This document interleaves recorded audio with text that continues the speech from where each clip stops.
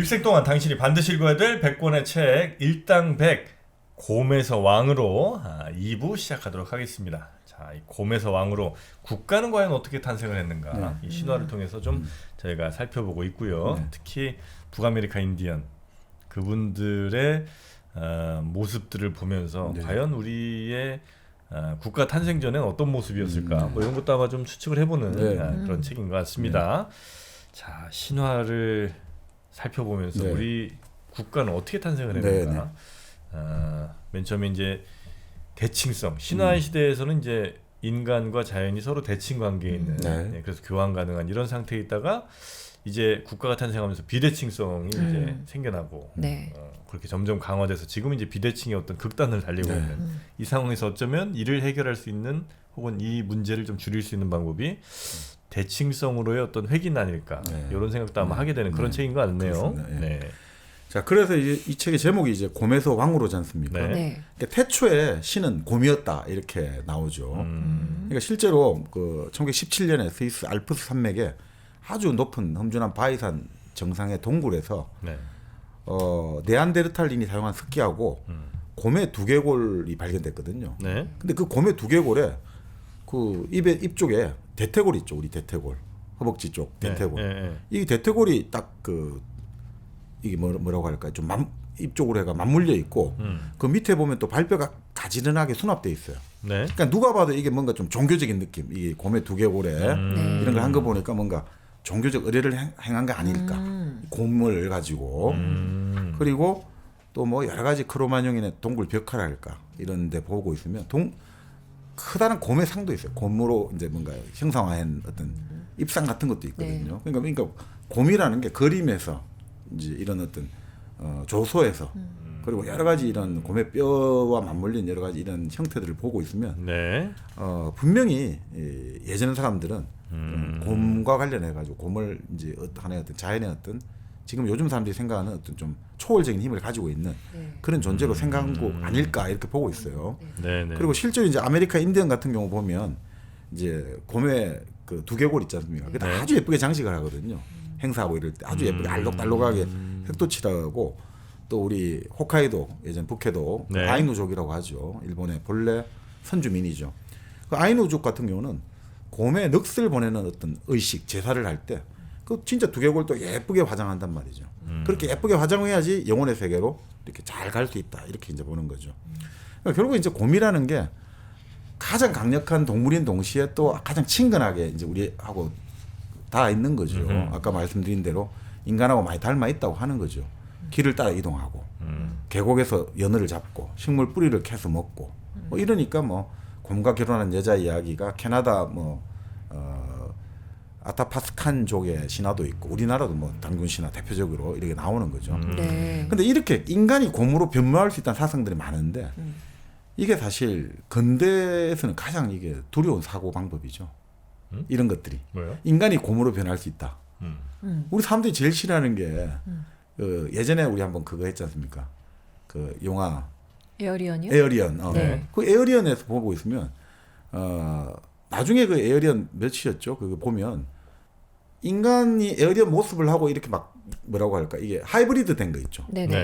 그게 사실 사람들이 되게 제일 끔찍하게 생각하더라고요. 그러니까 아주 흉측한 괴물 있잖아요. 뭐 키메라든지 뭐 이런 스핑크스 이런 건 별로 사람들이 겁을 안 내요.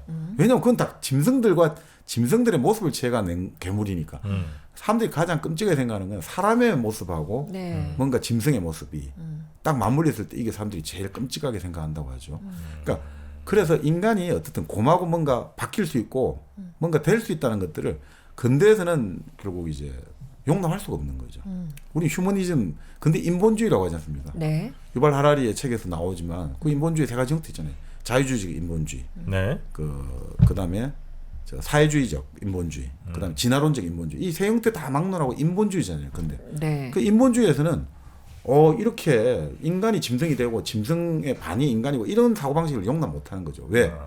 인간의 아이덴티티가 붕괴돼 버린다는 거죠. 근데 그럴 수도 있으니까 더 두려워지는 것 같아요. 그러니까 우리가 카프카의 소설 변신을 보고 충격받은 게 그런 거 아닐까요? 20세기에 그 카프카 소설이 충격을 준 건 사람이 그레고리 잠자가 자고 일어나니까 하루아침에 갑자기 바퀴벌레 같은 게 되고 이런 것들 우리는 하이브리드한 뭔가 인간이 뭐 인간하고 괴물이 합쳐지고 이런 것들 되게 두려워하는 거죠. 그러니까 이제 흡혈귀 같은 것도 두려워하는 게 그 피를 우리가 딱 깨물려 가지고 피가 들어와 가지고 이 피를 통해서 야수성이 들어온다는 거. 그래서 인간이 변한다는 것. 이런 것들을 상당히 이제 두려워하기 때문에 네. 최근에 그 제가 일본 그 애니메이션인데 네. 그 귀멸의 칼날 네. 그게 그런 약간 느낌을 좀 많이 엄청 줍니다. 유명하잖아요, 그거. 엄청 유명해요. 보셨어요? 안 봤죠, 저는. 진짜 재밌어요. 재밌어요? 진짜 재밌어요. 귀멸의 칼날이 뭐 귀신을 멸하는 예 맞습니다. 그런 칼 이야기예요? 비슷하긴 한데 어쨌든 그런 시대예요. 흡혈귀가 사는 시대. 그러니까 그게 딱 하이브리드를 딱 번영하고 있죠. 뭐냐면 이게 섞이는 시대거든요. 과도기거든요. 뭐냐면 그 시대 배경이 다이쇼 민주주의라고 하거든요. 일본 사람들. 네. 메이지 일왕이 죽고 그 아들 다이쇼 일왕은 요 시기에 이제 사람들이 옛날 옷도 입고 다니지만 전차도 다니고. 맞아요. 그 과도기 있죠. 뒤섞이는 시기. 뭔가 옛날과 전근대와 근대가 뒤섞이고. 그 또 재미있는 게 그 주인공이 나오는데 주인공 남자애는 금사란 말이죠. 그 바로 혈기를 베는 금사인데 그 주인공이 그렇게 하는 이유는 자기 동생이 그 혈기에 물려가지고 약간 뭐라고 할까 완전히 그 혈기로 변한 건 아니지만 하여튼 네. 혈기가 돼 있고. 약간 근데 둘이가 섞여 힘을 있는 합쳐갖고 싸움을 하는 거예요. 인간과 혈기가 합쳐갖고 싸움을 한다. 혈귀. 네. 그러니까 이게 참 뭔가 이게 그러니까 저번에 한번 그런 이야기 드렸지 않습니까? 절대성과 절대악이 나오면 우리가 대중적 성공을 거두기 힘든데 네. 이게 도대체 이해가 안 되는 조합들이 갑자기 이런 상황에서 뭔가를 할 때 이게 상당히 좀 재미가 있더라고요. 그리고 죽어가는 혈기들도 다 사연이 있는 거예요. 스토리가 있고. 어린애의 모습으로 가자 그러기도 하고, 그러니까 참 여러 가지 이런 여러 가지 그거 참 재밌는데 한번 시간 많으시니까 한번 네. 보세요. 나중에. 시간이 어떻게 많아요, 내가. 무슨 말씀이십니까? 네, 심심하면 아이고야. 보시라고요. 네. 네. 이야기를 하다가 자, 근데 이제 이런 어떤 그래서 우리가 그거를 두려워하고 네. 딱 인간이 인간이다라는 게 결국은 어떻게 보면 유일신이 출현하고 그 뭐라고 할까 그런 신석기 시대의 신화적 사고를 계속 억누르면서 이렇게 이제 온 거 아닌가 이제 이렇게 보고 있는 거죠.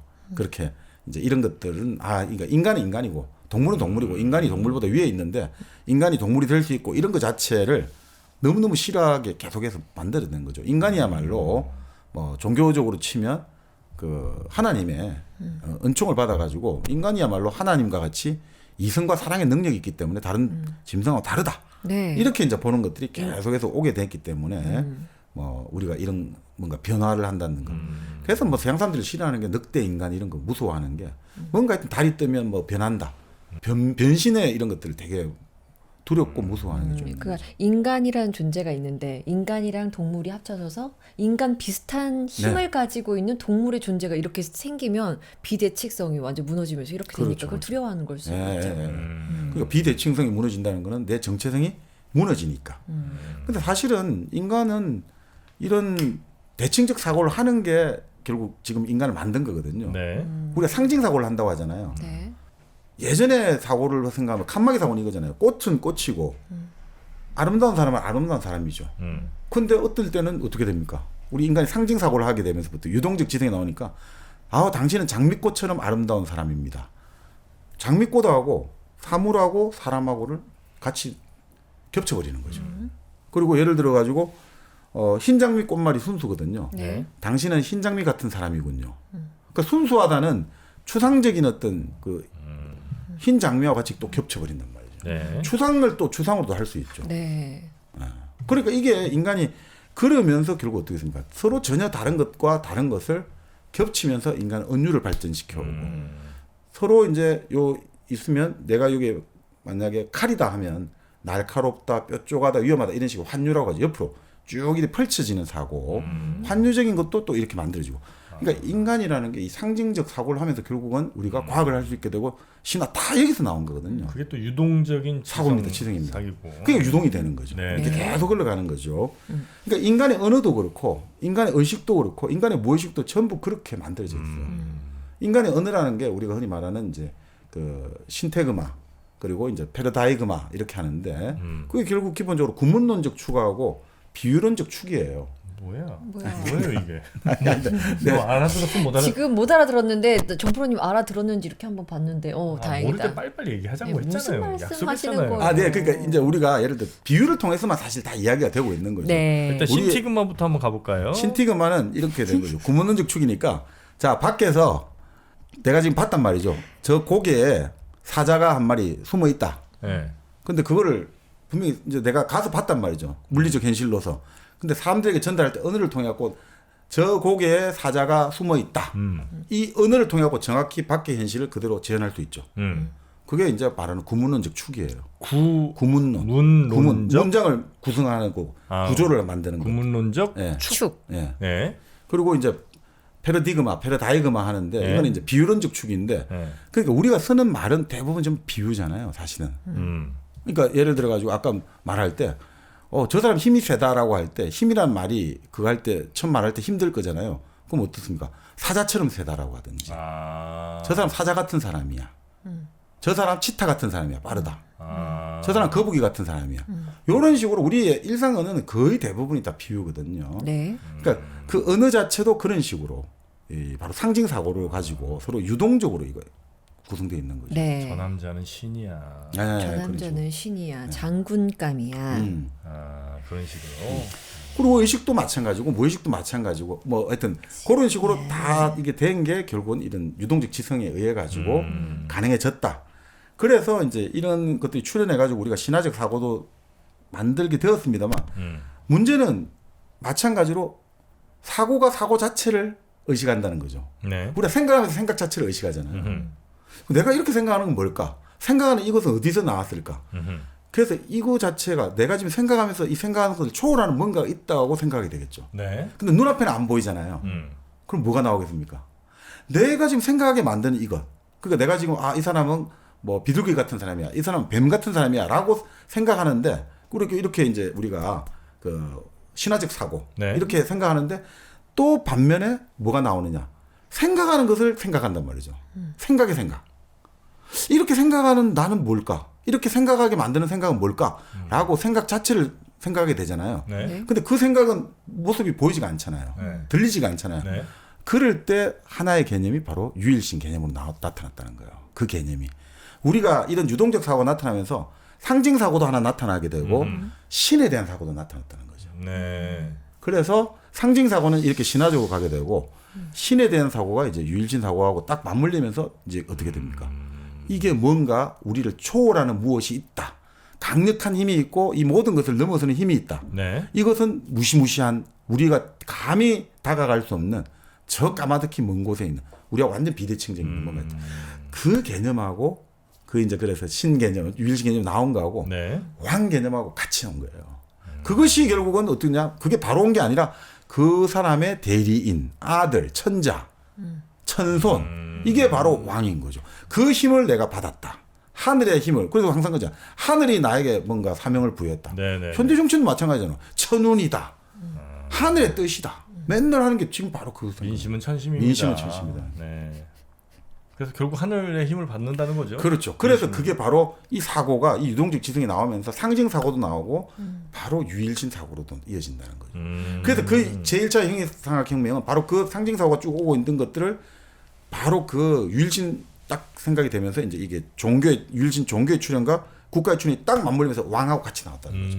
그 다음부터 이제 이 말 그대로 지금 말하는 상징 사고를 확 억누르기 시작하는 거죠. 지금 바로 그 인본주의 우리가 생각하는 인본주의도 실제로는 바로 그 유일신 사고의 2차 물이라는 거죠. 네네네. 그렇게 이제 탄생이 됐다. 그래서 사실은 우리 인간의 마음속에는 끊임없이 인간이 곰이 인간이 되는 과정이 계속 일어나고 있죠. 그리고 그런 과정이 우리로 하여금 우리를 진짜 인간으로 만들잖아요. 우리가 공감할 수 있고 이해할 수 있는 능력이 바로 여기서 나온 거거든요. 안 그러면 어떻게 우리가 공감하고 이해하고 이해를 못 하잖아요. 사람을 공감하고 이해할 수 있기 때문에 우리가 같이 사회를 만들어내고 부부가 만들어지고 가족이 만들어지고 국가가 만들어지거든요. 네네. 이해를 못하면 만들어질 수가 없잖아요. 그래서 이런 것들이 사실은 끊임없이 일어나고 있는 거예요. 사실은. 우리도 그러잖아요. 내가 한번 갑자기 저 왕이 한번 되어보기도 하고 내가 갑자기 뭐 여러 가지 우리가 영화 배우도 되어보기도 하고 그런 그게 바로 변화의 과정이거든요. 네. 그리고 그게 끊임없이 일어나는 시간과 공간이 있죠. 뭐죠? 꿈이죠, 꿈. 아. 이게 꿈이 있기 때문에 인간은 인간이 된 거예요. 꿈이 없으면 우리는 인간이 될 수 없죠. 꿈에서 우리가 별의별 걸 다 경험하기 때문에 네. 우리는 오히려 이 상징 사고, 유동적 사고라는 걸 더 알 수가 있죠. 시간과 공간이 아무 의미가 없이 모든 것이 다 같이 연결돼 있잖아요. 아까 제가 말씀드린 안과 박이 없고 과거, 현재, 미래가 하나로 있는 것. 그게 꿈이거든요. 사실. 꿈이 될 때 인간은 좀 이상해지잖아요. 꿈이 될 때 인간은 살아있는 것도 아니고 죽어 있는 것도 아닌 상태. 네. 이게 참 왜 꿈을 꾸는지 아직도 모른단 말이죠.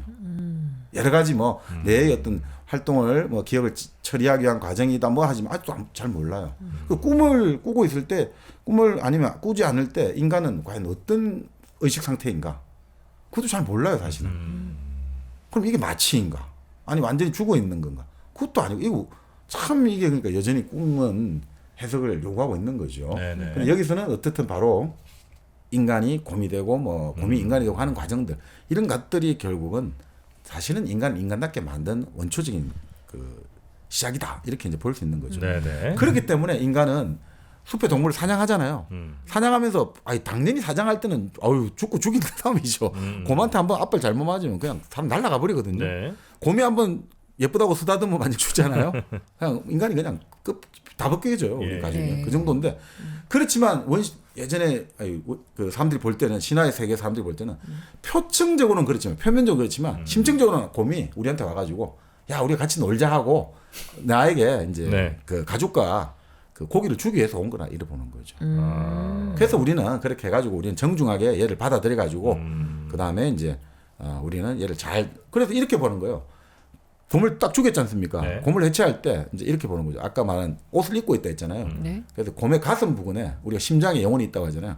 가슴 부분에 이제 우리 치면 단추가 있다고 보는 거죠. 그래서 이 단추를 찰칵 이제 이렇게 벗겨야 된다 이거죠. 그럴 때 아주 긴장한다고 하는 거죠.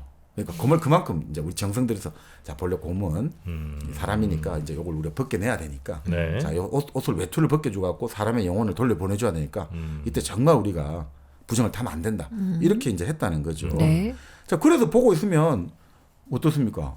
곰이 우리에게 이렇게 좋은 거를 주고 자기 몸을 모든 걸 다 바쳐 주고 하지 않습니까? 이게 뭐하고 비슷하죠? 자기 모든 걸 다 희생해가지고 아 신이네. 예수님이죠. 십자가에 박혀가고 내 모두를 위해서 대속하겠다.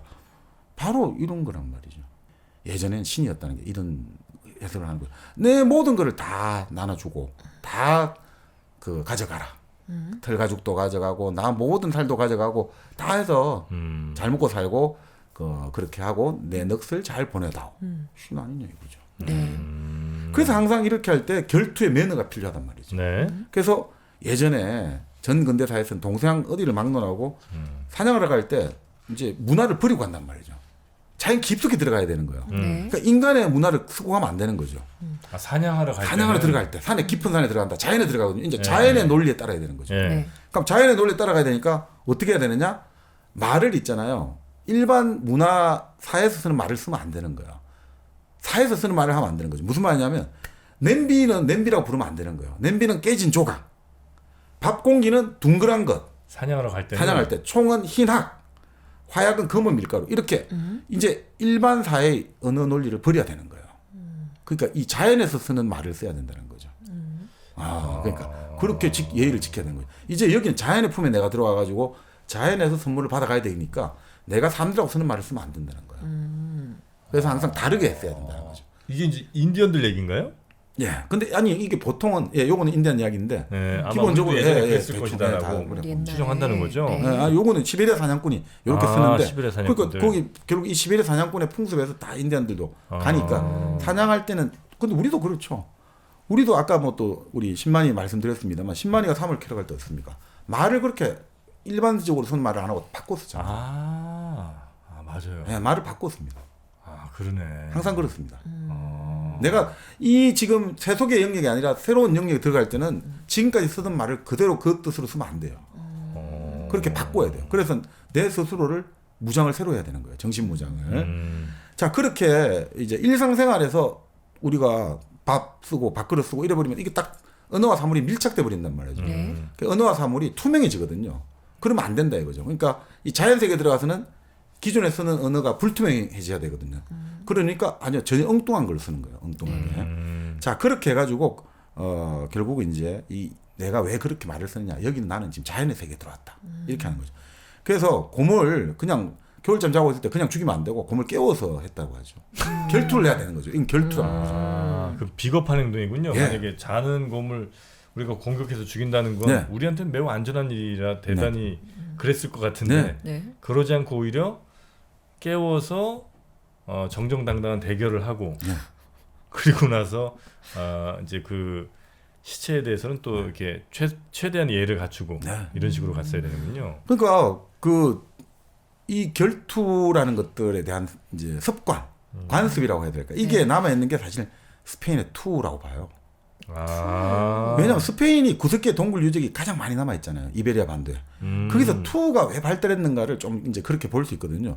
한번 투의 의미를 한번 읽어주시면 그럴까요? 126페이지에 있습니다. 네. 거기 그 대목 재밌는 내용들이 예, 많네요. 126페이지 한번 보시면 심지어 그 아까 그 설명해주신 뭐 곰 잡으러 갈 때 이렇게 얘를 네. 취해야 되는 거 있잖아요. 여기서도 뭐 염소 해체할 때도 인간들은 야생 염소의 해체를 시작하기 전에 얼굴을 검게 칠하도록 하세요.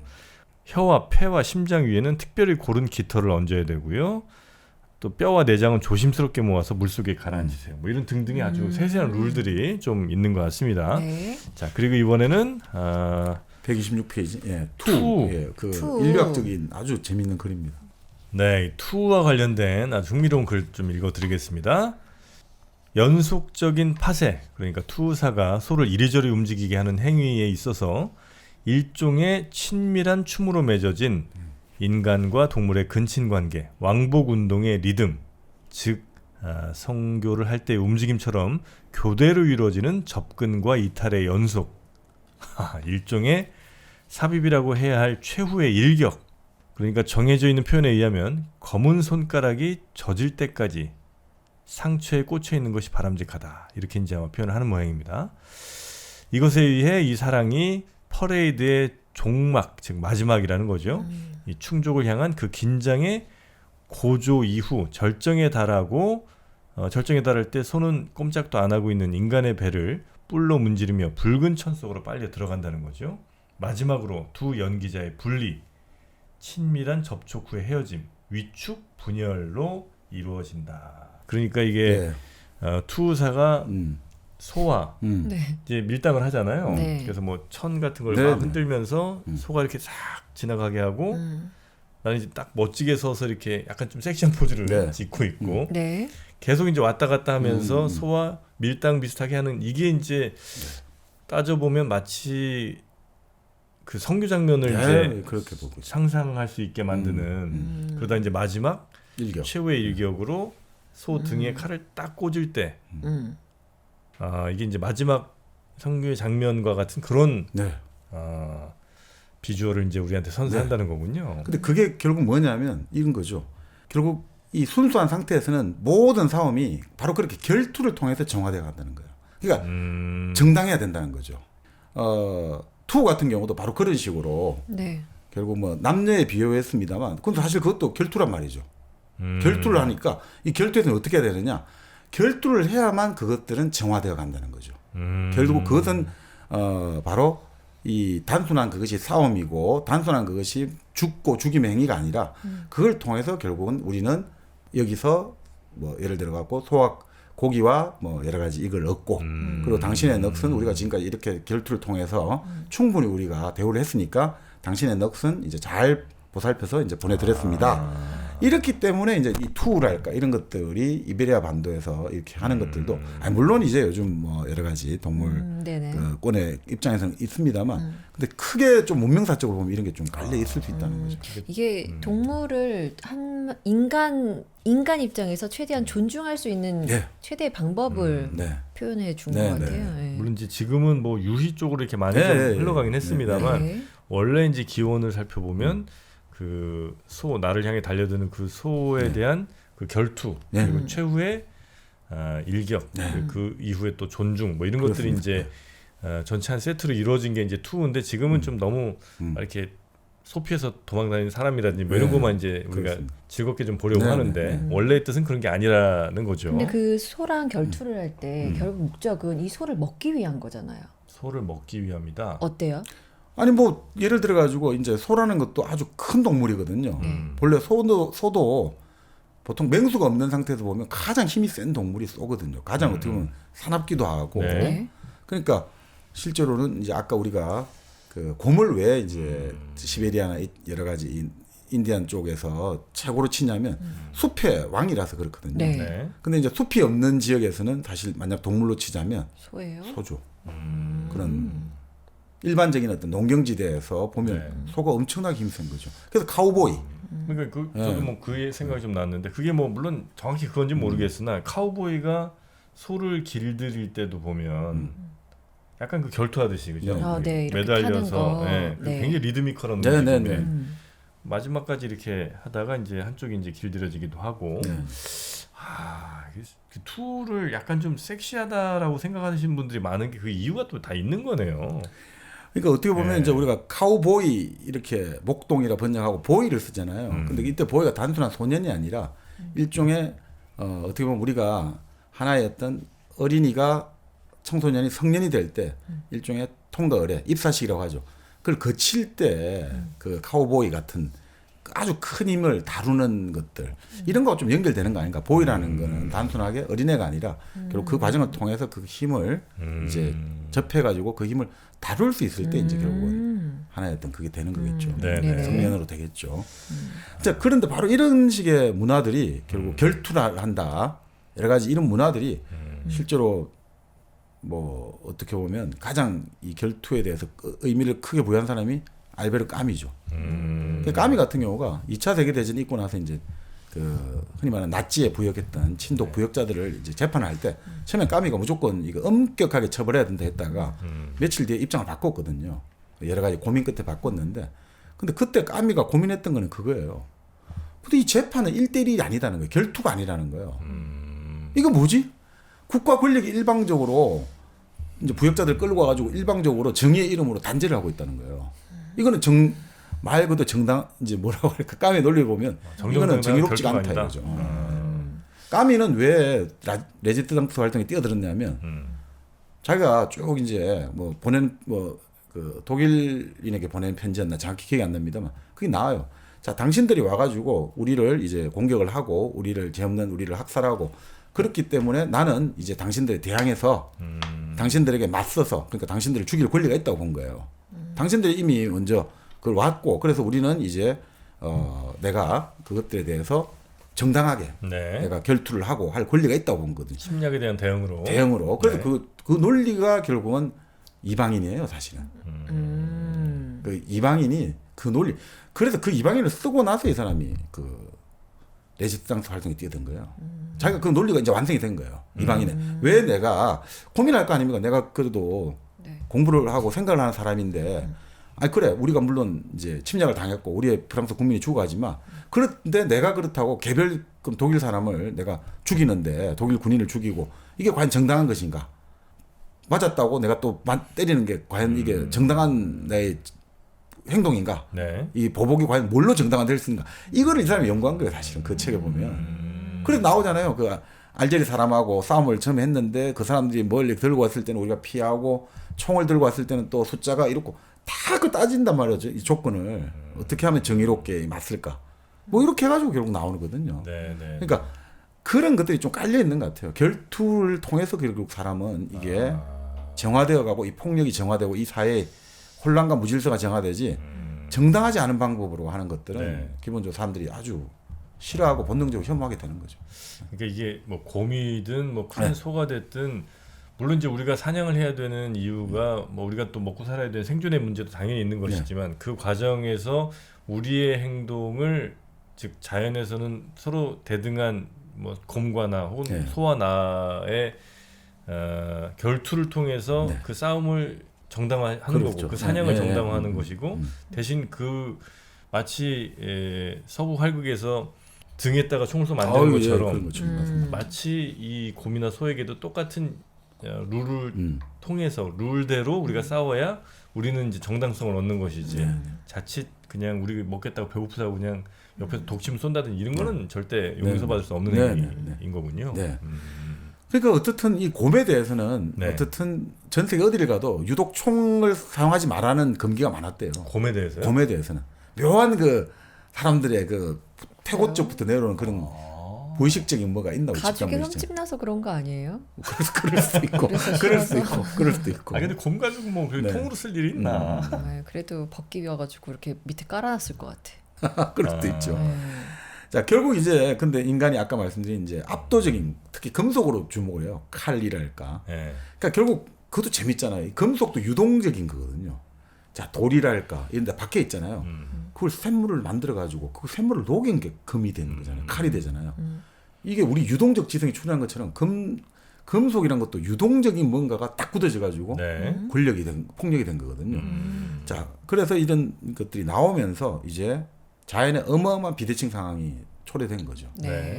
그 이 책에 그래서 재밌는 동화가 소개되고 있는데 그 동화를 다 소개할 수는 없고 뭐 이런 게 나와요. 그래서 저 베링 해협으로 가는 기차가 있는데 거기 이제 사람들이 아주 모피코트 이런 거 있지 않습니까? 뭐 정말 뭐 무슨 여우지에 뭐 이런 곰들의 목도리 목틀만 가지고 300마리 가지고 나는 이 코트를 입어서 자랑하는 남자가 타고 또 아주 가난한 좀 아주 얇은 옷을 입고 있는 청년도 타고 그래서 막 이 사람이 자랑하거든요. 나는 지금 300마리 곰을 가지고 이 옷을 만들었고 이제 또 사냥하러 가서 한 600마리 잡을 거야. 자 그렇게 기차가 가다가 갑자기 중간에 우당탕탕 하더니 사람들이 들어온 거예요. 그 열차를 세우고 자 이놈이 지금 계속해서 곰들을 막 잡아들이고 하니까 얘네들 우리가 납치해 가서 죽여야겠다. 이렇게 이제 사람들이 그 돈 많은 사람을 데리고 가려고 하는데 갑자기 아주 가난했던 청년이 일어나가지고 그 사람을 구출해내면서 이봐 곰들 너희들이 그래 억울한 거는 이해를 해. 수백 마리 옷을 가지고 이 사람이 수백 마리를 가지고 옷을 입고 이 사람 이해는 하지만 인간도 어쩔 수 없잖아. 인간도 어떻든 곰을 잡아가지고 우리가 옷도 해 입어야 되고 고기도 먹어야 되니까 다음부터 우리가 크게 법을 안 어기도록 자연법을 안 어기도록 내가 좀 주의를 줄 테니까 그냥 가 이렇게 하거든요. 근데 갈 때 보니까 얘들이 전부 다 곰인 거예요. 곰이 인간으로 이제 변신해가지고 기차를 덮쳐가지고 자기들 동족을 저렇게 했던 사람을 납치하려고 하는데 그래도 또 사람이 나서가지고 건져주면서 야 그래도 우리도 어쩔 수 없지 않냐. 우리도 뭐 어쨌든 곰을 좀 잡아야 되긴 하는데 내가 이제 더 이상 법에 어긋나지 않도록 좀 내가 주의를 줄게. 뭐 그렇게 해서 이제 이제 혼란이 정리되는 게 나오거든요. 근데 이거를 왜 이제 이 작가가 말했냐면 2001년 9.11 테러 있지 않습니까? 그 9.11 테러가 났을 때 자기가 먼저 든 생각이 이 동화였다는 거예요. 이 지금 제가 말씀드린 동화. 그리고 곰들처럼 그래 우리 완전히 너무너무 힘들어. 우리가 미국 중심의 일극 질서에서 우리 완전히 항상 야만인이고 우리는 완전히 테러리스트만 몰리고 있는데 그러면 우리가 나중에 할 일이 뭐가 있을까? 이런 비대칭의 양극화의 시대에서 결국 이 동화책에 나오는 곰들처럼 에이 그냥 같이 자폭해버리자. 얘 잡아가지고 같이 죽든지 말든지 하자. 이렇게 가지 않을까 본다는 거죠. 그래서 사실은 인간과 이제 곰 이야기를 했습니다. 이건 결국 인간과 인간의 관계도 되거든요. 그래서 지금 너무나 한쪽에 어떤 기술이랄까 과학이랄까 문명이랄까 이런 걸로 인해서 이 자연계뿐 아니라 인간 사회도 너무나 비대칭 상황이 비극적으로 전개됐단 말이죠. 이럴 때 무력이나 이런 걸로 인간에게 도저히 상대가 안 되는 곰이 할 수 있는 길이 자폭밖에 없듯이 그 바로 9.11 테러리스트들도 자폭밖에 없단 말이죠. 그러니까 이러면 되면 다 죽는다 이거죠. 비대칭 상황이라는 것들이. 그래서 그런 면에서 이제 곰의 의미라는 것들 그리고 이제 곰을 결투를 한다 이런 의미들 이제 다시 한번 좀 생각해 보면 좋겠다. 이게 바로 이제 나카자 시니치의 이야기죠. 그거랑 조금 더 나가면은 이렇게 되겠네요. 온난화라든지 기후 위기 이런 것들이 결국에는 이 비대칭에서 자연이 우리에게 위해를 가하는 이런 거. 그렇죠. 그럴 수 있겠네. 그래서 그 사람들이 뭔가 본능적으로 스포츠 같은 걸 좋아하시는 것도 뭐 그런 이유일 수 있겠네요. 복싱 같은 거에 막 열광하잖아요. 일종의 대등한 관계에서 이제 룰을 지키면서 서로 싸운 결투를 하는 건데 한쪽이 예를 들면 한 10kg 많고 뭐 팔 길이가 한 50cm 길면 이건 이제 싸움이 안 되는 거니까 그렇게 싸우는 거는 우리가 이제 되게 불편하거나 그렇게 싸우면 안 된다고 생각들을 많이 하고 이 대등하게 놓고 좀 싸우게 하려는 그런 본능이 이런 우리의 신화적인 어떤 DNA 같은 게 우리의 예. 여전히 좀 남아 있는 게 아닌가. 그러니까 우리가 정의를 말할 때 인간 사회를 구성하는 본질적인 원리, 자유와 평등을 네. 이어준 원리가 정의지 않습니까? 네. 정의의 원리 중에 하나가 공평성이잖아요. 공평이란 건 말고 대칭이거든요. 저울이 대칭을 이루어줘야 되는 거예요. 한쪽이 네. 기울어지면 안 되는 거죠. 그래서 우리가 기울어진 운동장 이런 데 사람들이 되게 비분하고 하는 것들이 기울어졌다는 건 기본적으로 사람들이 싫어해요. 우리는 항상 고르고 바르고 서로가 서로의 어떤 그거를 주장할 수 있는 뭔가 같은 뭔가를 줘야 된다. 네네. 이런 것들에 민감한 게 사실은 이런 대칭적 사고 예, 어떻게 보면 흔적일 수도 있겠죠. 네. 저도 하여튼 막 예전에 투 같은 거 보면서 좀 너무 잔인한 것 같다. 네. 이거 좀 안 했으면 좋겠다는 생각을 많이 했는데 어쩌면 그보다 훨씬 더 잔인한 도축이나 이런 것들이 네. 많이 좀 벌어지는 네. 게 우리가 지금 눈에 안 보여서 그렇지. 네. 우리는 뭐 외면하고 마치 아닌 채 하고 되게 우리는 뭐 문화인인 척 하고 있지만 사실은 우리가 그렇게 막 소비하는 아무 생각 없이 소비하는 소고기들 뭐 햄버거 뭐 이런 걸 먹으면서 훨씬 더 비윤리적인 도축이 우리가 그렇게 강제하고 있는 건 아닌가 네. 반성을 네. 또 해봅니다. 네. 네. 네. 그런 의미에서 여기에서 그 얘기를 책 한다고? 조금 더 볼까요? 네. 조금 더 책을 볼게요. 네. 자, 그런데 이렇게 해서 이제 뭐 우리가 뭐 여러 가지 이제 소이야기도 하고 곰이야기도 했습니다만, 네. 자 어떻든 이 곰이 그만큼 이제 중요한 존재였다. 네. 네. 자, 그런데 그래서 이제 이 곰이 결국은 뭘로 연결되냐면 약간 샤먼하고 비슷한 거예요. 샤먼. 샤먼. 그렇죠? 샤먼을 이제 예전에 시베리아 쪽 보면 지망하는 샤먼 지망생 마치 곰이 동면할 때처럼 거의 아무것도 며칠 안 먹고 굶주리고 추위를 견뎌야 되거든요.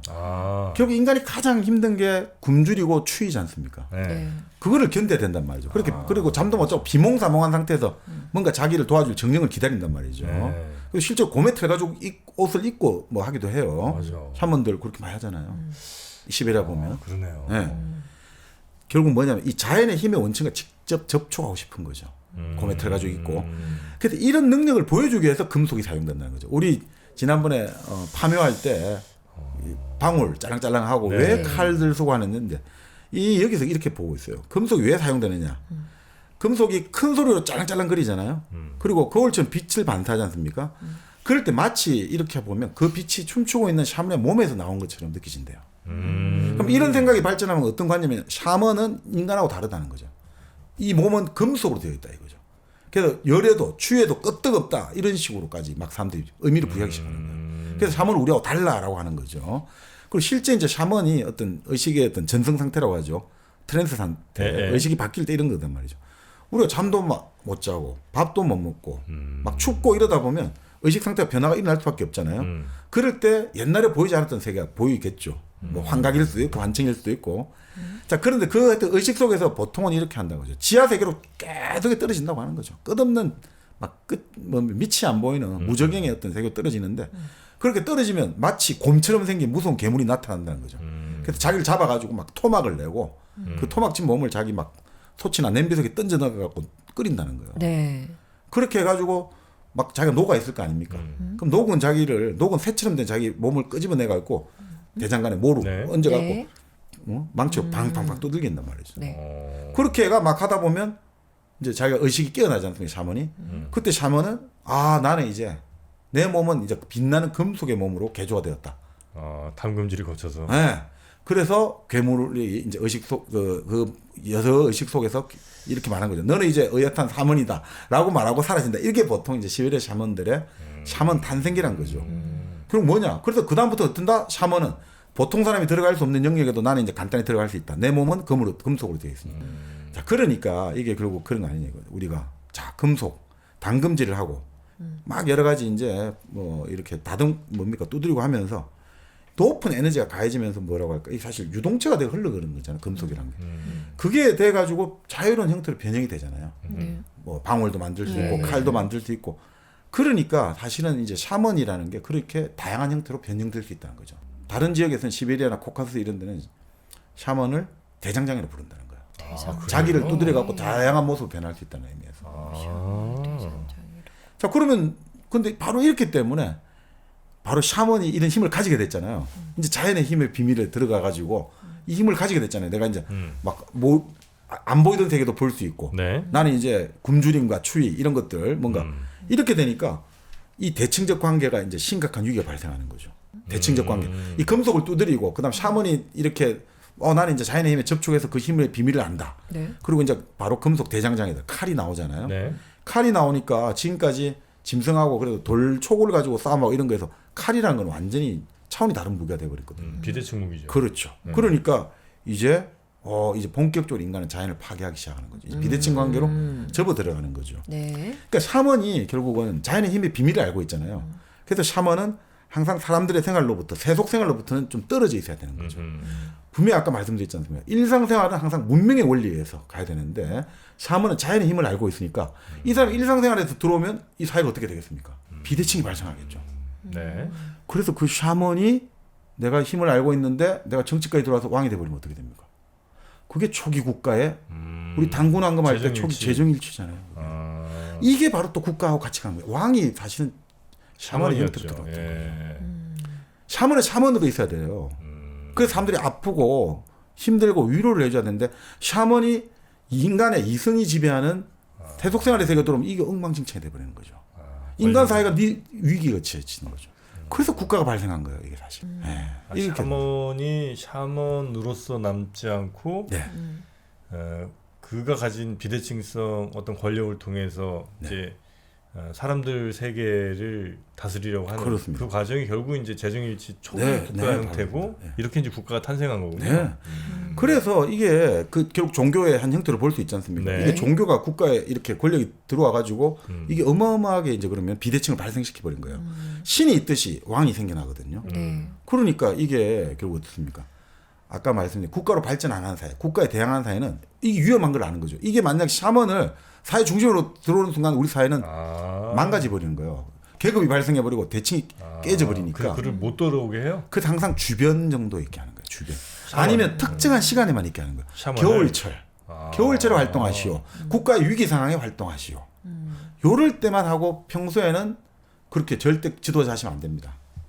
평소에는 누가 하느냐? 항상 여기서는 이제 치프라고 부르고 리드라고 부르는데 수장이라고 불러요. 부족장. 이런 사람이 평소에 활동해야 되는 거예요.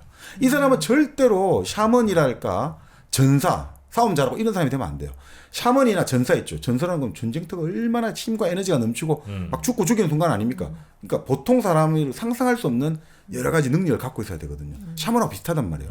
그러니까 이런 사람들이 평상시에 이 세속의 생활에 이런 사람이 들어오면 이게 대칭이 깨져버리는 거예요. 그래서 항상 누가 평상시는 있어야 된다? 수장이, 리더, 치프가 있어야 되는 거예요. 그래서 샤먼하고 수장은 대립되는 존재인 거예요. 그래서 우리는 어떻게 보면 재정분리고 지금 사회가 온 거예요. 아무리 이 깨지면서 샤먼이 내가 지금 수장할래, 내가 왕 될래가 들어왔지만 또 계속해서 이제 이게 우리가 큰 역사에서 보면 나름의 그건 방법 재정분리가 하는 거죠. 그러니까 생각해 보십시오. 어떻든 일반적 삶에서 이탈해가지고 인간의 능력을 초월하는 뭔가 그걸 힘을 추구하는 게 샤먼이잖아요. 네. 그러니까 이 사람들이 문화의 세계, 사회 세계로 들어오면 어마어마하게 위험할 수가 있거든요. 그러니까 항상 아까 말씀드린 사회를 살아가는 사람들이 도저히 이성과 문화의 질서로 안 되는 일이 발생했을 때 우리가 가서 도움을 청한단 말이죠. 이건 도저히 말이 안 되고 설명이 안 되는데 어떻게 하면 좋겠습니까? 이럴 때 그 답을 줘야 된단 말이죠. 그죠? 돌아 죽은 가족들을 불러와갖고 아이고 저 맺힌 한을 다 풀고 위로해주고 그런 것들 아닙니까? 아픈데 어떻게 하면 좋겠습니까? 그래 아무리 약과 병을 다 가봐도 안 됩니다. 그럴 때 또 마지막에 할 때 위로의 어떤 것들 주면서 또 그런 그 제한된 역할만 해야 되는데 네. 그게 아니라 이제 처음에는 뭐 샤먼들이 얼마든지 권력을 가지기에도 굉장히 유리했을 테니까 네. 권력까지 같이 갖게 되면 인간 세상은 굉장히 파멸로 갈 수 있는 상황. 이게 비대칭이 되버리니까요. 네네. 샤먼이 지배를 하잖아요. 그게 제일 위험한 겁니다. 샤먼은 항상 지배를 하는 게 아니라 위로를 해줘야 되는 존재인데 지배를 하게 되면 위험하죠. 그래서 이 왕이 아닌 수장이 어떤 특징과 조건이 있냐? 첫 번째 수장은 있잖아요. 평화를 가져다 주는 자입니다. 수장은 재판관이 아니에요. 재판한 정도의 자기가 있는 게 아니에요. 수장은 항상 타협을 하려고 하는 거예요. 네. 야, 니도 좀 그래. 조금 양보하고 너도 양보해라. 그래갖고 집단의 긴장을 완화시키는 사람이지 절대로 그래 그러면 우리 무력으로 해결하자 이런 사람이에요. 항상 수장은 타협하고 조정하고 이렇게 하는 사람이에요. 그래서 애초에 이 대칭형 사회에서는 우리가 초기 사회는 대부분 왕이 막 지 맘대로 같지 않습니까? 네. 근데 우리 신라나 삼국지대 초기에 뭐가 있습니까? 화백제도. 네. 대부분 다 만장일치예요. 만장일치. 수장이 추구하는 게 바로 만장일치. 다 같이 가야 되는 거예요. 누군가 내가 재판관이야. 네 말도 들어보고 내 말도 들어보고. 그건 왕이 하는 거예요. 재판관 사실 왕입니다.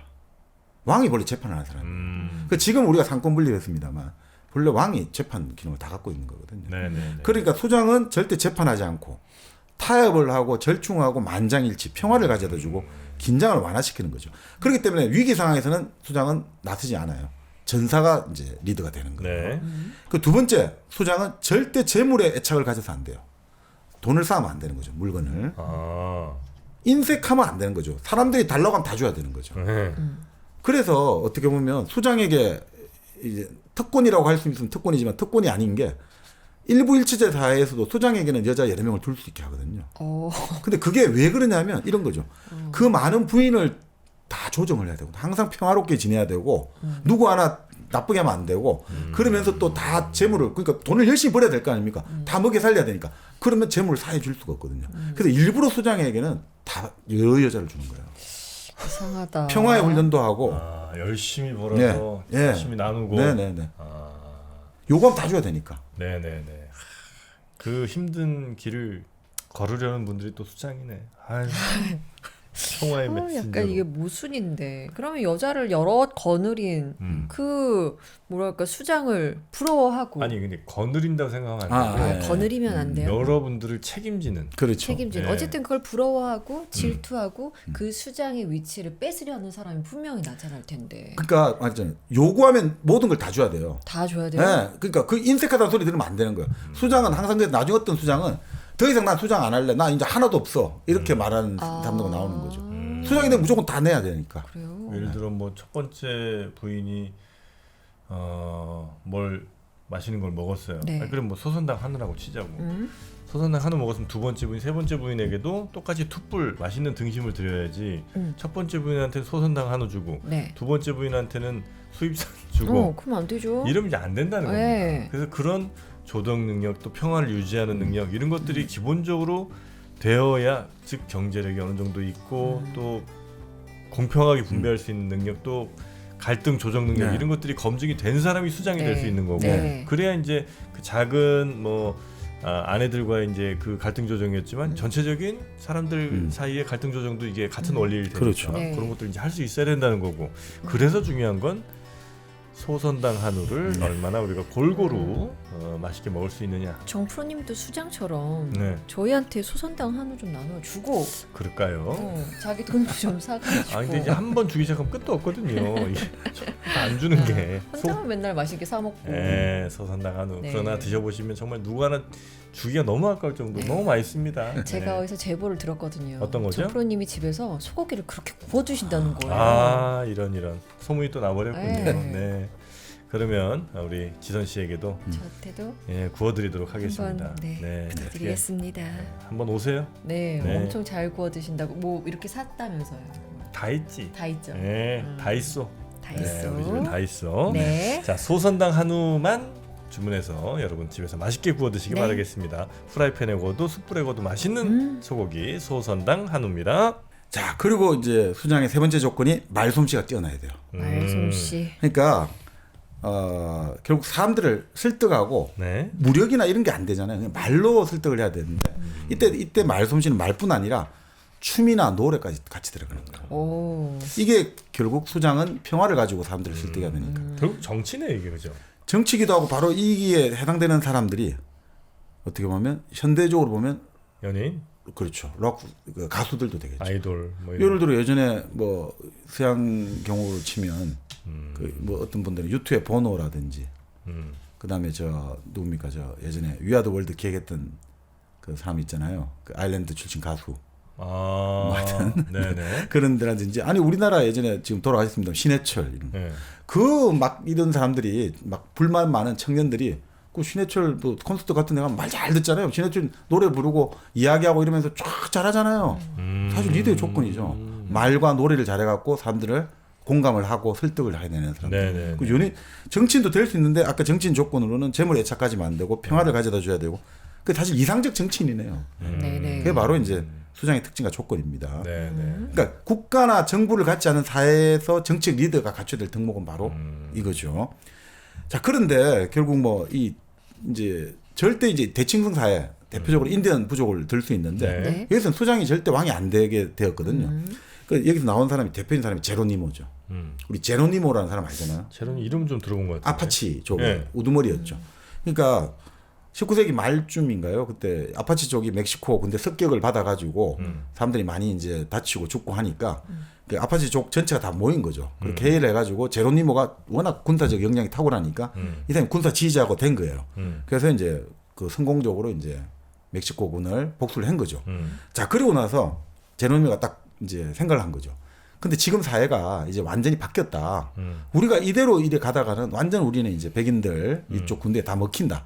그러니까 정통적인 우리 방식 말고 저에게 전체적인 군사 지휘권을 나게 다 달라고 했어요. 모든 이제 부족 이제 지도자들 앞에서 지금 이제 위기 상황이고 이제 우리가 이렇게 하다가는 우리 다 죽는다.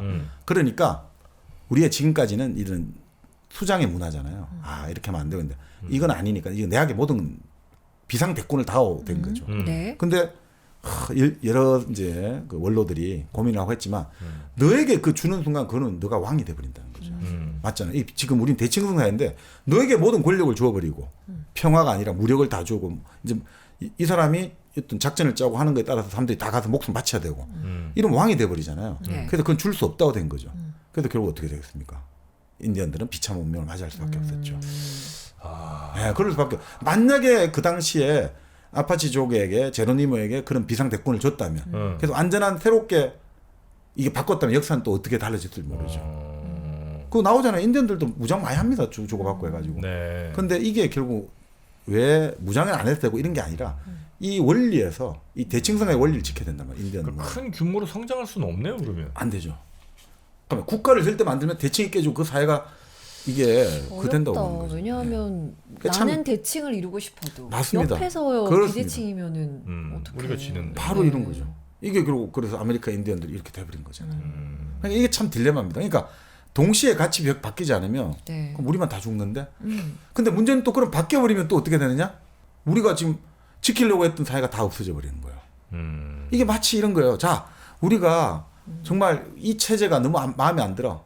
독재에 타도를 했단 말이죠. 근데 그래도 독재 타도를 했는데 또 들어선 사회가 또 독재야.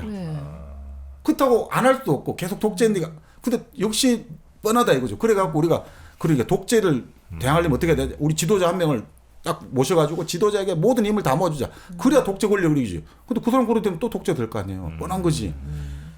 항상 그런 게 이야기 나오잖아요. 권력을 잡으려면 권력을 잡는 방식에서 민주적인 것들을 보여주지 못하면 그 절대 그 다음 권력 잡고 나서 민주적이 될 수가 없어요. 이미 나는 완전 왕이 돼버렸는데 내가 그래서 민주주의 선거에서 됐지만 난 왕할래 이래 돼버린단 말이죠. 그러니까 이게 참 딜레마입니다. 비대칭. 그러니까 이것도 할 수 없고 저것도 할 수 없는 인디언들의 고뇌가 있었지. 그냥 백인들에게 무방비로 당하고 뭐 인디언들은 아무 힘도 없고 이런 게 절대 아닙니다. 그 고민들 과연 어떻게 우리는 선택을 해야 하는가 이 문명사적인 결단을 한 거예요. 그 대신 우리는 좋아 백인들에게 처절히 패배당하면서 그럼에도 우리의 삶의 방식은 패배당한 와중에도 유지를 하겠다. 이것이 어떻게 보면 인류의 어떤 이 전 지구를 위한 기여라고 볼 수도 있겠죠. 인디언들. 그러네요. 하여튼 그래서 국가로 발전하지 못한 그러니까 발전이란 말이 적절한지도 모르겠는데 그러니까 국가로 바뀌지 않은 인디언 북아메리카 인디언들의 모습을 보면서 과연 우리 인류 초기에는 어떤 모습이었을까를 이렇게 추정을 또 한번 해봅니다. 자, 그러니까 우리가 지금 보면 이제 뭐 수장이 있고 그리고 이제 뭐 전사가 있고 샤먼도 있고 여러 가지가 있는데 어떻든 대칭형 사회, 아메리카 인디언 같은 사회에서는 수장하고 나머지 쪽을 엄격하게 구분했단 말이죠. 그래서 막 전쟁이라든지 위기 상황 이럴 때는 뭐 샤먼이랄까 전사를 리더로 내세우고 나머지 계절은 여전히 이제 수장이 다스리고 이렇게 항상 시간과 공간에 이제 하나의 한계를 줬단 말이죠. 구분을 하고. 자, 그래서 문제는 이제 이런 특정한 시간과 공간, 대체로 겨울입니다. 겨울에 기본적으로 우리 영혼을 기른다고 해요. 영혼을 정식한다고 합니다. 그래서 겨울에는 지금의 나가 아니라 완전히 다른 나로 새로 태어난다고 해요. 내가 뭔가 큰 자연의 정령에게 잡아먹혀가지고 잡아먹힌 다음에 내가 다시 태어난다. 그래서 나도 또 누군가를 잡아먹을 수 있다. 이런 식으로 이제 자연의 힘을 접하고 네. 다시 또 그게 끝나고 나면 다시 또 나는 사회의 문화인으로 다시 돌아오고 이런 것들이 계속 반복되고 있었거든요. 네. 자, 그렇게 하고 있다가 어떻게 되느냐? 결국 이제 우리가 이제 보는 거죠. 결국 겨울 제의를 하다가 어느 순간에 그 제의에만 끝나지 않고 그것을 이제 항상적으로 그리고 이제 여름에도 모든 계절 그리고 모든 시간 모든 공간에 이제 그 자연의 힘 그걸 갖고 들어오는 자 그게 바로 이제 왕의 탄생이다 이제 이렇게 보는 거죠. 그래서 본래 이렇게 봅니다. 왕이라는 사람들은 아까 말씀드린 대로 어떤 대칭사에서는 존재할 수 없고 네. 아주 이제 겨울이라는 특수한 공간이랄까 아주 특수한 시간과 공간 속에서만 존재했는데 이제 어떻게 됐냐면 말씀 그대로 어느 순간에 이 겨울 제의에만 사용하던 모든 어떤 것들을 이제 사계절로 나는 사계절 다 쓰겠다. 네. 그래서 이제 내 수중에 이제 이 자연의 힘이 들어와 있다라고 선언을 하는 거죠. 네. 그러니까 어떻습니까? 이제 사회가 존재하는 한 계속 군림할 수밖에 없잖아요. 네. 그러니까 그 사람을 대상으로 만들어진 게 바로 국가인 거죠. 내가 강력한 힘을 가지고 사람들을 다스리고 그 사람들 보고 너 죽으러 이러면 죽고 너 저 가서 일해 하면 일하고 이런 이제 힘들이 만들어지게 된 거죠. 이런 힘들이. 그러니 결국은 결국 이제 왕이 딱 등장하게 되니까 이 대칭성 원리는 순식간에 다 무너지죠. 아까 지금 말씀대로 자 여기는 왕이 등장했는데 옆에 부족은 여전히 대칭성이다. 누가 이기겠습니까? 왕이 다 이기죠. 그렇겠죠. 목숨을 아치갖고 넌 가서 전쟁해. 가서 그럼 끝나는 거죠. 다 죽여? 다 죽여. 이러면 끝나는 거죠. 그러니까 어떻게든 간에 이제 이 대칭형 유지하는 사회는 그게 안 나타나도록 계속해서 이제 그런 어떤 구분을 지었는데 결국 뭐 아시다시피 한번 이게 만들어지는 것은 불가역적이잖아요. 끝이 없는 거죠. 네. 그러니까 사실 그렇지 않습니까? 참 이게 이런 건데 그러니까 참 식인이라든지 그런 의뢰가 없다면 인간의 삶은 너무 평범하잖아요. 네. 겨울에 뭔가 내 힘이 그죠 넘치는 힘도 느껴지고 뭔가 자연의 힘도 느껴지고 이렇게 해야지 인간의 삶은 활력을 얻잖아요. 네. 우리가 그러니까 1년 365일 항상 똑같다 이러면 너무 재미가 없잖아요. 네. 그래서 우리 한 번씩 명절도 있고 한 번씩 무슨 날도 있고 그날 때는 좀 이상해지잖아요. 다들 갑자기 막 놀자 갑자기 막 이날 반드시 뭘 해야 돼. 이게 바로 그런 식의 우리가 어떻게 보면 식인 바로 제의를 하는 거죠. 네. 이날은 뭘 해야 돼 하는 것들. 자 그런데 문제는 그거를 그 평범한 수준을 벗어난 그 특정한 시공간은 항상 위험이 도사리거든요. 축제나 행사는 항상 위험이 도사려요. 네. 사람의 어떤 감정도 들뜨고 네. 많은 사람이 모이고 자 이런 것들. 근데 이런 것들을 항상 각 경험한 사람도 있죠. 예를 들어 정치인, 연예인들. 네네. 이런 사람들 입장에서는 평상시에 이성과 문화를 가지고 질서의 원리를 하는 그 리더, 수장이 얼마나 평범하게 느껴집니까? 아무것도 아닌 것 같잖아요. 그 사람들도 그럴 거잖아요. 야 노래 부르고 뭐 춤 잘 추고 그다음에 정치 연설 잘하고 이런 사람들이 우리의 지도자고 우리의 모든 것이라고 하지만 그걸 어쩌다가 한번 해야지. 우리의 실제 삶은 나날의 노동이 계속해서 존재해야 되잖아요.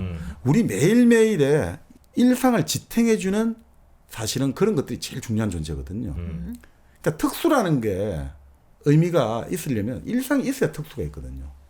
그러니까 수장이 항상 뒷받침을 해줘야지 샤먼이다, 전사는 의미가 있는데 우리는 항상 멀리 있는 세계, 뭔가 우리가 주변에 없고 지금 있는 이건 너무 좀 평범해 보이고 너무 비루해 보이고 뭔가 나하고 떨어져 있는 저 위대한 사람, 위대한 연예인, 정치인 이런 것들 속에서 자꾸 사람들이 동경하고 그런 것들에 힘을 실어주고 이러면서 결국 어떻게 보면 그건 항상 사람을 무기력과 파멸로 좀 떨어뜨릴 위험이 있죠. 네네. 일상의 삶이 그렇다고 일상의 삶만 너무 안좋아하다가는 그건 너무나 이제 삶이 또 무기력해지고 그런데 그렇다고 해서 항상 특수한 걸 찾고 항상 축제만 찾으면 또 그건 파멸로 갈 수 있고 네. 그러니까 항상 그 균형을 가져야 되는 건데 그래도 그 대칭성에는 그 균형을 가져야 되기 때문에 항상 여름과 겨울이랄까 이런 것들을 항상 그 제의도 있고 이런 식으로 항상 딱 균형을 가지게 설정을 했는데 지금 우리 같은 경우는 이제 그게 국가가 생겨나면서부터 이게 다 깨져버렸죠. 그리고 영원히 다시는 되찾을 수 없겠죠. 이미 한번 깨진 것은 다시는 이제 돌아갈 수가 없는 거죠. 네네네. 그래서 나라는 결국 이렇게 이제 발생하게 된 거죠. 결국 이제 신특히 이제 우리가 농업혁명이 일어나고 네. 계속해서 먹을 게 많이 만들어지고 또 아까 말씀드린 인간의 내 안에 상징적 사고도 있지만 초월적인 뭔가 초인의 씨가 뿌려졌지 않습니까? 초월적인 존재를 생각하게 되고 자 그럴 때 우리가 어떤 제의를 지내면서 정말 그때 제의를 지낼 때 뭔가 먹힌다고 하잖아요. 그게 사실은 불교에서 내 자아를 없애는 거와 똑같은 거예요. 본래 자아는 없다. 너 마음속에 불성이 들어있다. 이거를 알면 너는 너 마음만 깨달으면 곧 부처가 된다. 이거 다 비슷한 거거든요. 네 마음속에 어마어마한 힘이 있다. 우리 현대 정신분석학이. 너 마음의 무의식 속을 깨달아가면 너는 어마어마한 힘을 가져야 된다. 이런 것들을 사실은 예전부터 사람들은 깨닫고 있었단 말이에요. 그래서 그 의식을 통해 가지고 내 자신이 없어지고 내 자신이 새로 태어나고 이런 걸 통해서 계속해서 했지만 그러니까 그렇게 되면 어떻게 됩니까? 자꾸 이제 그 더 큰 힘을 가지고 싶잖아요. 그 와중에 대칭 사회가 유대 오다가 이제 더 많은 이제 생산량이 늘어나고 신석기 농업혁명 그리고 이제 계층 제도는 갈수록 이제 더 이제 내가 더 뛰어난 사람, 내가 더 자원이 더 많은, 내가 더 곡식을 더 많이 가진 사람 이렇게 되니까 결국은 이게 한번 이변이 일어날 수밖에 없는 거죠. 그래서 그 균형을 유지했던 것들이 어느 순간에 깨어지면서 어떤 신비한 힘은 어떤 특별한 인간에게 속한 것이다라는 것들이 사람들에게 이제 선전이 될 것이고 우리가 생각하는 자연의 어떤 그런 정령의 존재가 어떤 특정 인간의 신체에 들어가 있다고 생각합니다. 그게 우리가 말하는 예전에 그 프랑스 지미 곧 국가다 있지 않습니까? 루이 14세. 그게 이제 그 왕의 신체는 절대 왕 군주의 신체는 생명적인 그러니까 생물학적인 신체도 있지만 정치적 신체라고 하거든요. 폴리티컬 바디인 거예요.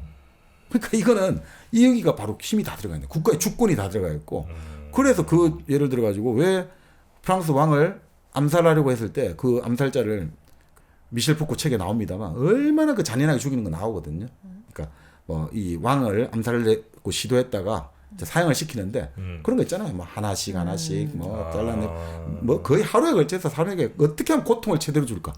왜 그러냐? 왕의 지엄한 옥체를 건드렸는데 그 옥체라는 것은 그 나라 전체예요. 정치적 신체를 얘가 손상했다는 거죠. 그렇기 때문에 얘한테는 인간으로 생각할 수 있는 최고의 벌을 줘야 되는 거죠.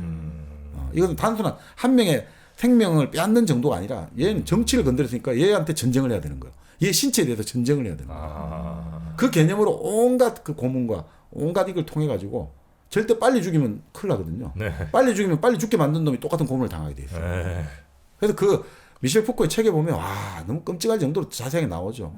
사람을 그렇게 자세하게 고문해가 죽게 만드는 방법이 나옵니다. 근데 그게 바로 이 관점에 나온 거죠. 이제 완전히 왕이라는 사람은 신성불가침인 거예요. 신이에요, 신. 그러니 이 사람이 결국 어떻게 되냐? 왕이 결국은 이제 겨울철이 되면 평범한 사람들을 입에 집어삼키는 식인과 같은 존재가 되어버린 거예요. 왕이 모든 사람을 다 집어삼켜버렸어요. 근데 식인은 겨울철에 지나면 토해내잖아요. 다시. 왕은 한번 집어삼킨 건 절대 안 토해내요. 다 내 거예요. 그래서 다 국가의 국민은 어떻게 됩니까? 전쟁에 어느 일정한 되면 나가야 되고 세금 내야 되고 다 해야 되는 거예요.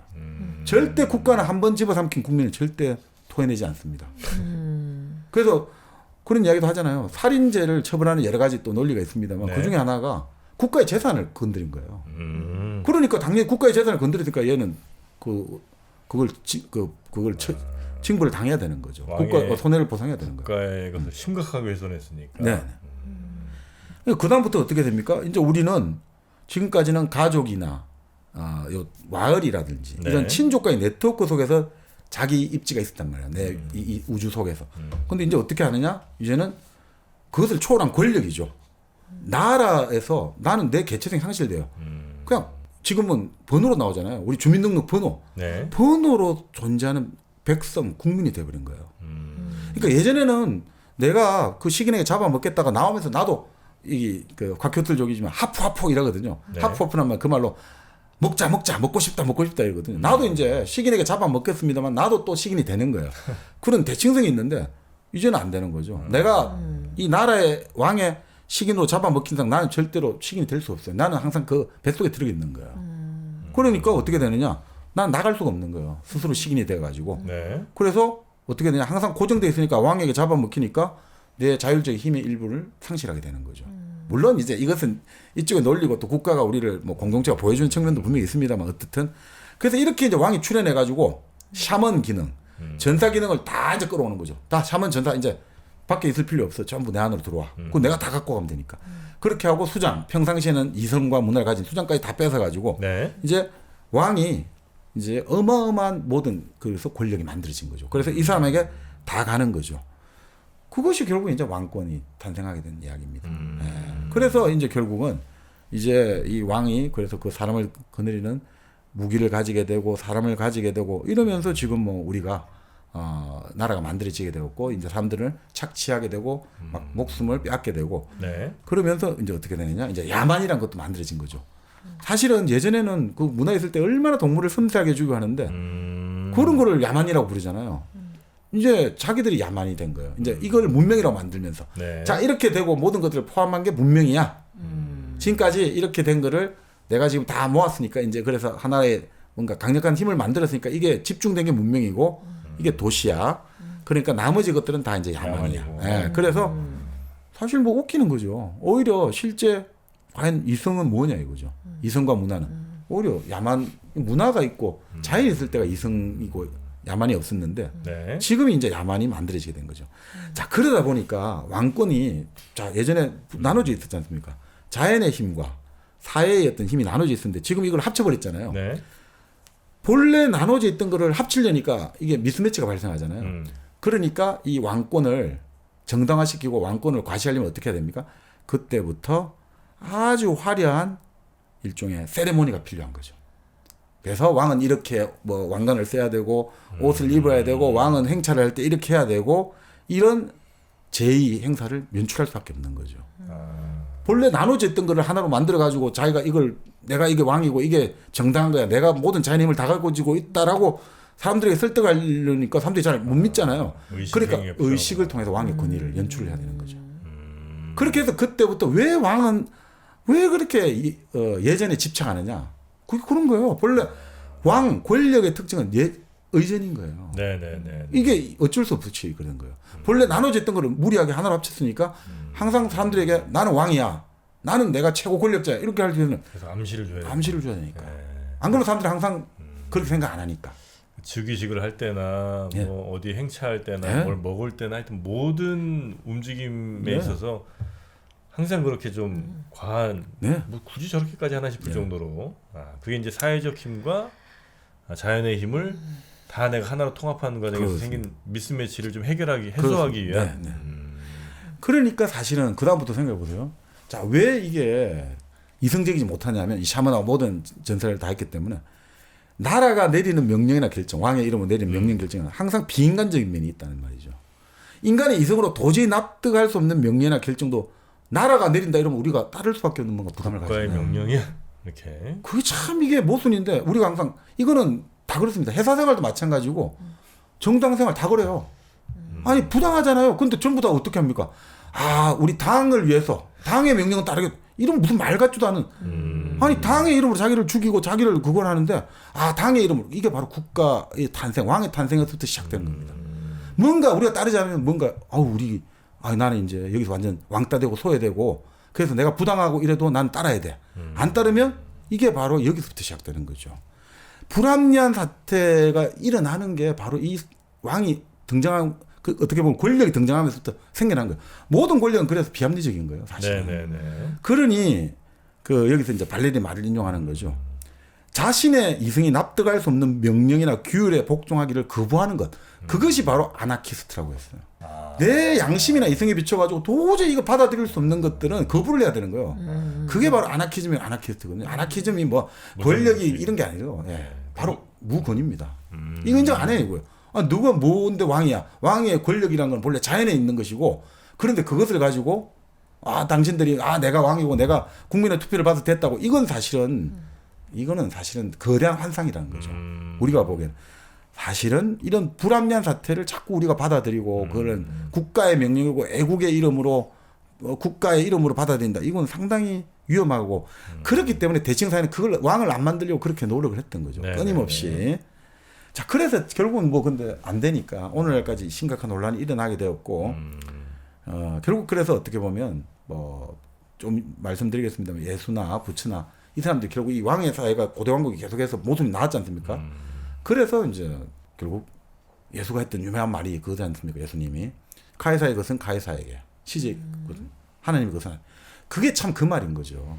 사실은 나누자 이거예요. 이거 뭘 네가 다 가져오려고 그래. 네네. 그리고 너희 세속적인 그것보다 하나님의 것은 어마어마하게 더 이건 비교도 못한다. 그러니까 죽을 수밖에 없죠. 현명하니까. 부처도 마찬가지란 말이죠. 부처도 공이라는 걸로 딱 설명한단 말이죠. 모든 것이 다 그죠? 네가 왕권이 어쩌고저쩌고 다 그거 아무것도 아니야. 다 먹히고 다 사라지는 거야. 그걸 딱 말해줬단 말이죠. 네네. 그러니까 그런 식으로 이제 나왔는데 어떻든 지금까지 결국은 계속해서 혼란이 일어날 수밖에 없습니다. 본래 서로 섞일 수 없는 것들.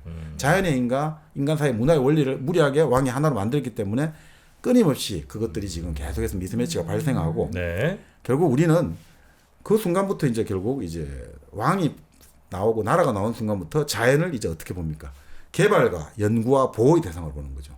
공존, 공생의 대상, 대칭의 파트너로 보지 않고 내가 항상 위에서 니를 좀 살펴줄게. 아니면 위에서 니를 내가 뭐 좀 개발하마. 이런 식으로 간다 이거죠. 그러니까 곰이 어떻게 됐습니까? 위대한 신이 아니라 생물학적 동물로 이제 전락시킨 거죠. 그럼에도 불구하고 사람들은 갖고 있는 거죠. 곰에 대한 막연한. 대부분의 아이들이 가장 애착을 가진 애착이 곰인형이 많거든요. 그러니까 그런 것들 아닌가 싶고 결국 이제 이런 사회가 되면서 어떻게 됐냐. 지금까지는 인색감, 질투 이게 바로 자연 동물의 특성이었거든요. 동물들은 아니 지 먹을 거밖에 모르잖아요. 그건 동물을 탓할 수 없잖아요. 그 동물의 특성이니까 내가 배가 고프면 애미도 몰라보잖아요. 근데 인간은 아무리 배가 고파도 약자에게 내가 먼저 아무리 목이 말라도 내가 먼저 물을 마셔. 내가 아무리 위험한 상황에도 아니야 레이디 퍼스트 뭐 아이부터 먼저 배에 태우세요. 이런 게 인간이란 말이죠. 근데 어떻게 되었느냐? 이제 이렇게 왕이 나오면서 동물의 특성이 이제 인간에게 나타나기 시작한 거죠. 지금까지는 문화가 억제해 왔단 말이죠. 네. 아까 말씀드린 문화는 배려와 절제 원리로 그걸 억제했는데 이제는 어떻게 됩니까? 이게 인간의 독점물이 되어버렸어요. 이제 다 합쳐졌잖아. 그러니까 무조건 힘이 세야 되고 무조건 남을 억눌러야 되고 내가 무조건 돈을 많이 모아야 되고 남한테 베푸는 것만 안 되고 뭐 이제 질투하고 이런 거 다 당연한 거다. 인간의 본성이다라고 이제 하기 시작하는 거죠. 인간은 뭐 무조건 사람 죽여야 되고 때려야 되고 이거를 이제 본성으로 생각했다는 거죠. 그러면서 이제 결국 그게 자기들이 야만이라 부르는 거를 사실은 인간이 왕의 탄생으로 저지르고 있다는 거죠. 네. 그러면서 지금은 뭐라고 합니까? 오늘날 가장 발전한 국가는 우리 문명의 적대적인 야만과의 싸움을 해야 된다. 테러와의 전쟁. 아니 물론 뭐 그것도 있죠. 근데 이런 걸 우리가 공부를 하고 있으면 이런 말에 이제 이런 순동에 넘어갈 수는 없지 않냐 이거죠. 국가라는 게 가지고 있는 근본적인 이 속성, 비대칭 속성이 있는데 결국은 어떻습니까? 바로 야만을 낳은 게 국가란 말이에요. 그런데 국가가 어떻게 야만을 박멸할 수 있습니까? 우리가 테러 야만을 박멸하겠다. 아니 그 테러 야만을 국가가 그 국가가 낳고 있는데 어떻게 이거를 불가능한 거죠. 원래 국가야말로 야만의 발생을 토대로 지금 형성됐다는. 자 그러면 그럼 우리가 방법이 없느냐? 그런 건 아니고 결국 이제 우리가 여기서는 이제 나중에 이제 좀 더 그 관심 계시면 책을 저 보시면 되는데 네. 결국은 이제 그 대칭성 사회를 어떻게 해야 되느냐? 그 비대칭의 모순이 심화될 때 나온 게 결국은 아까 말씀드린 불교와 기독교와 조로아스트와 이런 게 나왔단 말이죠. 그래서 결국 이제 여기서는 이제 불교에 관해서 이제 이야기 나오고 있습니다만 이런 새로운 이제 대칭적 사고가 필요하고 그걸 통해서 지금 이제 정말 이 비대칭적인 이제 완전 전 세계의 어떤 양극화가 극단에 이르는 이 시점에서 우리는 다시 이제 대칭적 사고를 부활시켜 가지고 어떻게든 한번 이 모순을 해결하고 새로운 정말 인류 사회 구성 원리로서 새로운 제3의 사회 원리를 제시해야 될 역사적인 단계에 지금 도달했다. 이제 이렇게 이제 볼 수가 있을 것 같습니다. 이 작가는 지금 보고 있다는 네, 거죠. 네. 비대칭과 대칭 좀 이해가 좀 잘 됐죠? 네, 일단은 네. 제가 1부 때는 제가 너무 비대칭의 세상에서 살고 있으니까 대칭을 이해하기가 너무 어려운 거예요. 이게 무슨 말인가.